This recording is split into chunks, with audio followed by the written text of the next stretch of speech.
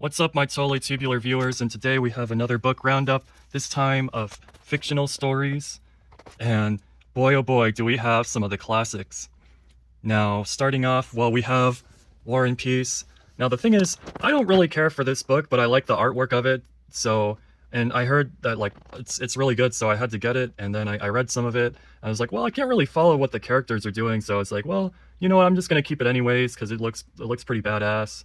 So yeah, and then anyways, so Phantom of the Opera, that book is great. Like the movie is flawless. It's about this guy, and well, I won't spoil it for you, but it's great stuff. And it was on Broadway for like 30 years, and then for whatever reason they discontinued it. And it's like, well, why would they do that? You know, if it ain't broke, don't fix it. So, anyways, it's I give it a big whatever. And then Don Quixote, aka Schizo Man, yeah, he's like, oh, we're gonna go chase some windmills. It's like, okay, you go do that, have fun. But yeah, so I mean, the characters are pretty well done. It's a little too long for my liking. I mean, yeah, you could really just use this as a doorstop. Like, gee willikers, I got like maybe about this far in comparison to that. So I was like, well, you know what? I'm good. But I'll tell you, like, Feed on the other hand, this book was totally tubular from the very start, and I got like midway through, but then it started to get really dark, and I saw it going in a really dark direction, and I was like, well, I hope it doesn't have a bad ending. So I was like, well, maybe I'll take a break from this, and then I haven't picked it up since. And but I really enjoyed the bit I read though, and this book I highly recommend. And it's about people who live on the moon in the future in like 2073 or whatever, and there's like a bunch of dome places, and there's tube, and they're like all connected to these tubes with roads in them. It's really neat. I really enjoyed it a lot, and they talked about some of the feed chips, which are like neural implants like Neuralink, but this was way before Neuralink. Even this idea came out way before Neuralink, and how it's like been corrupted with some advertisements, and it's like, well, it's a total breach of, you know, the unreasonable search and seizure. It can be defined as, well, it's like, you know, because it's like we all have the First Amendment and stuff, and so it's like, well, like it really makes you question things, you know, because these companies, they don't really care at the end of the day.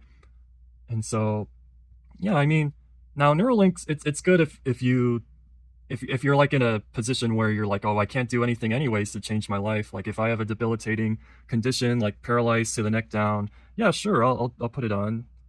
You know, like if I have like ALS or some crap like that, yeah, you know. So anyways, yeah. Oh, and they also talk about eugenics briefly, but eugenics done in a way that actually works. In like, so they're like, oh, you want to, you know, look like a famous actor, be born like have the facial features of a famous actor when you're born. It's like, oh yeah, we can definitely do that in this time period. It's like, okay, yeah. So yeah, that's what they talk about here. And you know, it's a little minor spoilers, but it's not nothing that really breaks the bank, I don't think. So it's mostly about the character Titus's journey throughout this, and really diving deep into the nuances. I'm just explaining the big ideas that are talked about rather than what, like, all the little stuff in between. And so yeah, that's for you to figure out. Yeah, and so next one we have is Fight Club.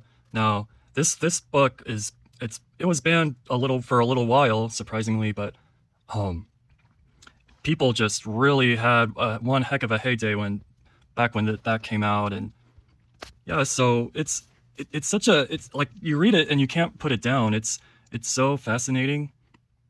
And you know, throughout the book, you're questioning like what's actually going on, and is this guy really telling it how it is in his life, or is he just making a bunch of hubbubaloo? Because you know, he's a little cuckoo in the coconut, you know. So as you can see, but there is no table of contents, which, you know, pretty bold move.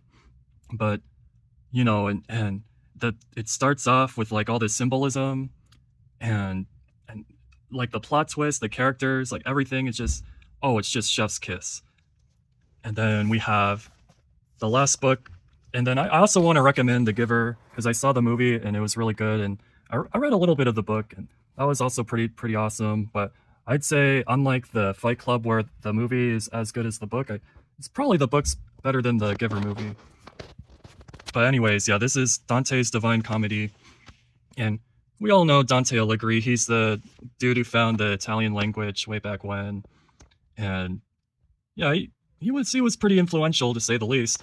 But you know, the book we're going to be focusing on is the one that everyone knows, the Inferno, where it's like the 9 realms of heck, and it's him and his exploration with some other guy, and he gets to see all the spirits of the damned, and you know how the different ways that they suffer eternally.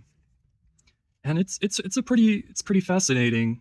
It's a unconventional way of viewing the underworld, and yeah, it's definitely worth a read. There's a lot of vernacular in there that really might catch you off guard, but it's almost poetic in some ways. But yeah, you'll have to find out for yourself, and that is the whole fictional roundup of books.